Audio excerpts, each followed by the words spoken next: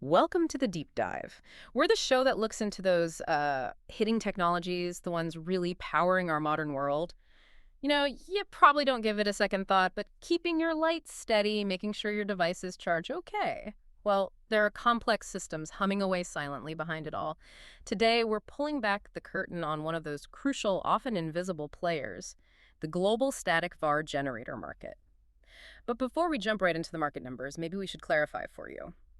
What exactly is a static var generator in SVG? And, well, why is it so important? Yeah, that's a great starting point because it really gets to the heart of why this market is booming. Think of an SVG as a kind of super smart shock absorber for the electrical grid. Our power grids, you see, need this constant balance of something called reactive power. This is key to keeping the voltage stable, preventing problems like, flickers, surges, even blackouts. Okay, so like a stability device. Exactly. And with more renewables coming online, solar, wind, which are intermittent, and with industrial power needs getting more complex, that stability is harder to maintain. An SVG reacts incredibly fast. It injects or absorbs this reactive power precisely when needed, keeps the electricity flowing smoothly, reliably. Got it. So without them, Our grids would be much less stable, less efficient too. Big problems. Right. The unsung heroes keeping modern life running smoothly. So this deep dive, it's based on a detailed forecast report from Cognitive Market Research. Our mission today is really to unpack the story these numbers tell. We'll look at the revenue from 2021, see the forecasts for 2025, and then peek ahead, way ahead to 2033. We want to show you the key trends, where the big shifts are happening globally. So get ready for some real clarity on a market that's, well, specialized, but incredibly vital. Okay, then let's unpack this. Starting with the big picture. Globally, what does this market for static var generators actually look like? Scale, trajectory. Well, the scale is already quite impressive, and the growth is really consistent. Hmm. Back in 2021, the global market was valued at roughly $1.69 billion. That's already substantial. It is. And looking forward, projections show it hitting over $2.1 billion by 2025. And then the forecast shows a real surge, reaching almost $3.3 billion by 2033. Wow. Yeah, and that works out to a pretty healthy compound annual growth rate, a CAGR of 5.7% over that whole period. So not just expanding, but showing really solid, sustained demand. Absolutely. It really underlines its fundamental role in global energy infrastructure. These global numbers are compelling, for sure. But I'm always curious about the stories behind the numbers, the regional shifts. Where's the real action happening? Let's zoom in a bit. Definitely. And Yeah. if we connect this to bigger trends like global development, energy transitions, Yeah. Asia-Pacific really stands out. It's the powerhouse. Yeah. The fastest growing region. Its market revenue back in 2021 was strong, nearly $687.5 million. But it's forecast to more than double, hitting an amazing $1.42 billion by 2033. That's a CAGR of over 6.2%. Higher than the global average, then. What's driving that? It's driven by, well, massive infrastructure projects, a huge push into integrating renewables, and just rapid industrialization across the region.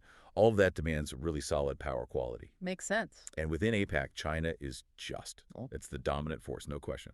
Projected to more than double its market value by 2033, reaching over $405 million.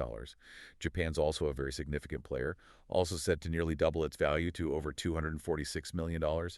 And India is showing equally strong growth. It was under $93.5 million in 2021, but projected to hit over $213 million by 2033. So the big three are really powering ahead. They are, but it's broader too. You've got South Korea, Australia, Singapore, Southeast Asia as a whole, Taiwan. They're all rapidly expanding their grid infrastructure. It reflects this broad regional push for energy stability and efficiency. Okay, so Asia Pacific is clearly leading the charge, but that doesn't mean other places are standing still, right? What about North America? No, definitely not standing still. North America presents a more, let's say, mature market, but it's still incredibly solid and growing consistently. The figures there show over $402 million back in 2021. It's growing steadily to reach over $721 million by 2033. That's a CAGR of just under 5%. And the drivers there, different from APAC. Somewhat, yeah. Here, a lot of the growth is propelled by the need to modernize aging grid infrastructure, plus increasing demand for super reliable power from things like data centers, new industries, and also integrating distributed energy resources like rooftop solar and things like that. Right, grid modernization is a big theme. It is. And within North America, the U.S. leads by a significant margin. projected to hit over $575 million by 2033. Canada follows with solid growth, expected to reach over $84 million. Yeah. And Mexico also shows strong expansion, set to get over $61 million by 2033. Okay, so North America. This audio was created with Podcastle.ai.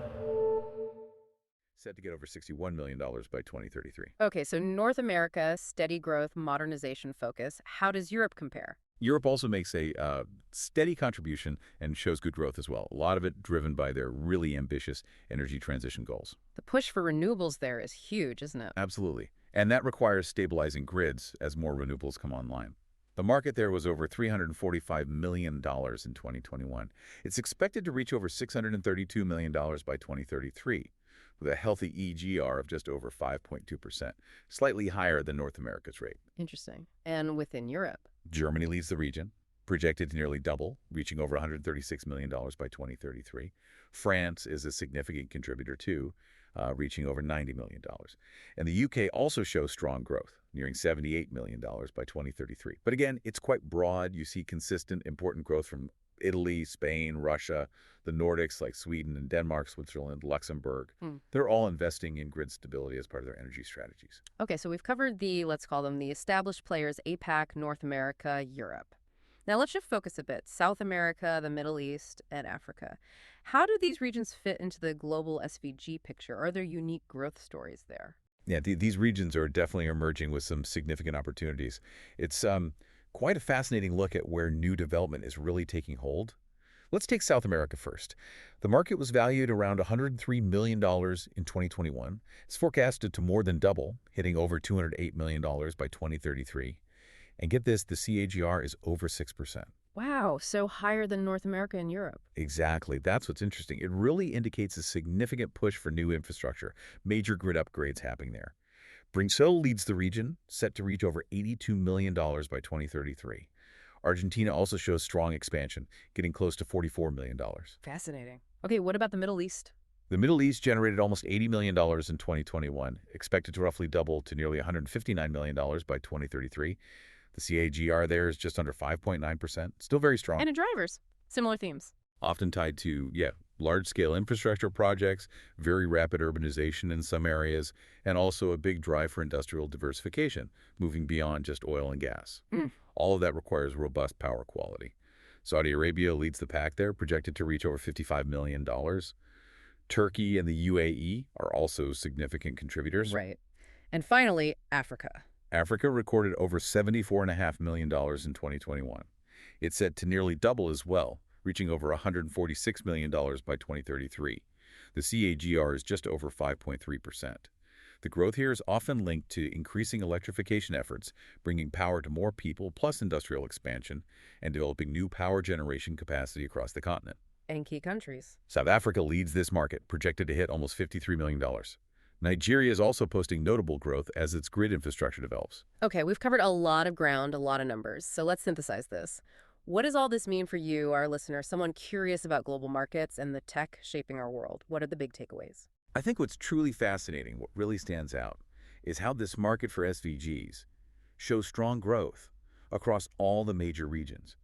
It's not just one hotspot. It's a global phenomenon. Exactly. It really reinforces the SVG's role as a critical sort of foundational piece in modern energy infrastructure everywhere.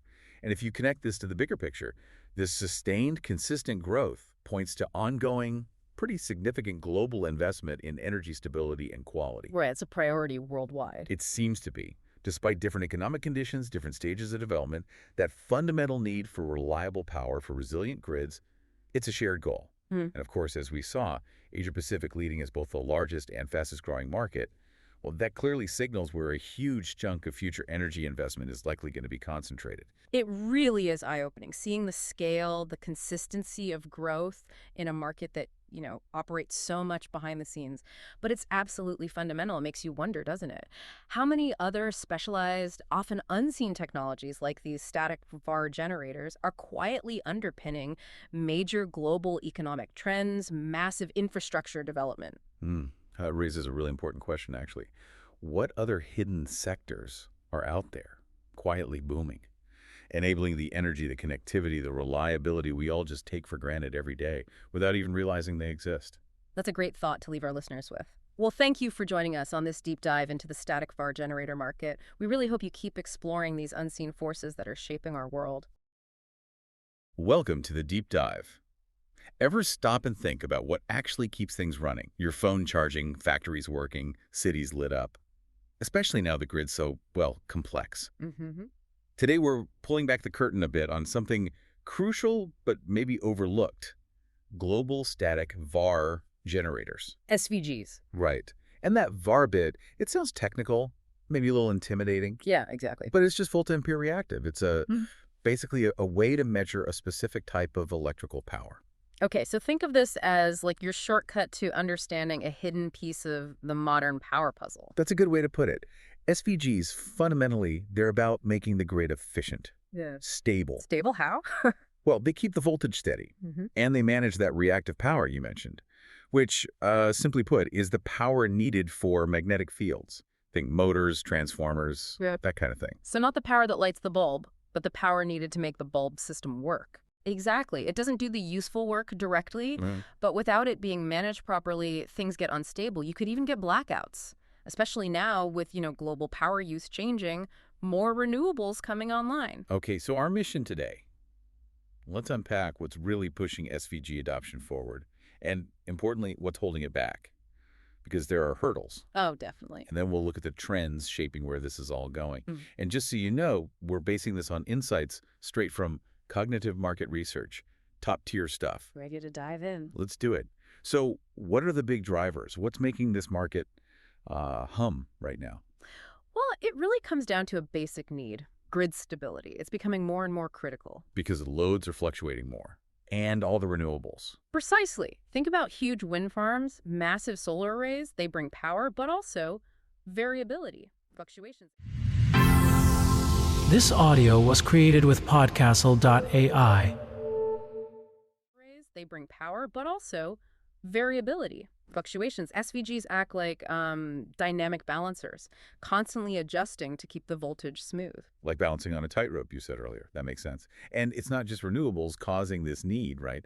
What about industry? Oh, absolutely. Industrial power use is surging. Manufacturing, mining, steel. These sectors need incredibly stable voltage. And something called power factor correction. What's that about? Right. Power factor correction. It's about efficiency. Making sure the power being drawn is used effectively, not wasted. Bad power factor costs money and can destabilize things. SVGs help fix that, deliver really precise control. So industry needs stability and efficiency. Got it. And back to the renewables for a second. Those fluctuations in reactive power they cause. Are SVGs particularly good at handling that, like in real time? That's exactly what they're designed for, real-time management. It makes them pretty much indispensable for integrating large-scale renewables. Okay. And are governments pushing this too? Yes, that's another big piece. We're seeing government initiatives globally focusing on power quality. They want better grid efficiency, fewer power losses, especially in the main utility networks. So that legislative push, it's a huge catalyst. It sounds like they're becoming essential, but nothing's ever that simple, is it? What are the main things holding back even wider adoption? The restraints. Yeah, there are definitely restraints. The biggest one, probably the upfront cost, the initial investment. The money. Right, we're talking significant capital. A single SVG system, All right. it can easily run into the millions. That immediately makes it tough for smaller utilities or grids in, say, developing regions, even if the long-term savings are there.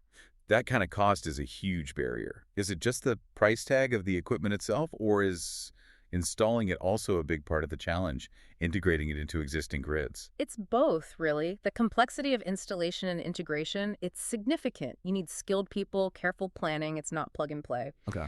And then there's kind of an awareness issue, a knowledge gap. Particularly in some developing regions, there just isn't widespread understanding of these more advanced reactive power technologies. So people might not even know this solution exists or how beneficial it could be? Exactly. Plus, you've got competition. SVGs aren't the only game in town. There are other technologies like StatComs or synchronous condensers. They offer similar functions, voltage stabilization. Sometimes they're better suited for different scales or specific grid issues, so operators have choices. Right, options based on specific needs. Okay, so Knowing the drivers and the challenges, where is this technology headed? What are the exciting trends? Well, one really key trend is how SVGs are fitting into smart grids. They're becoming, essential components within these more intelligent grid frameworks. So part of the grid's brain almost, Yeah. allowing for that real-time control. Kind of like the nervous system, constantly reacting. Yeah, it allows for much better real-time voltage management, boosts overall reliability significantly. And does that mean the SVGs themselves are changing, maybe becoming easier to install, like more modular? Yes, exactly. That's a huge trend, a shift towards modular, scalable designs that makes installations simpler, makes them more adaptable for different kinds of applications. It's a bit of a game changer for deployment. That sounds practical.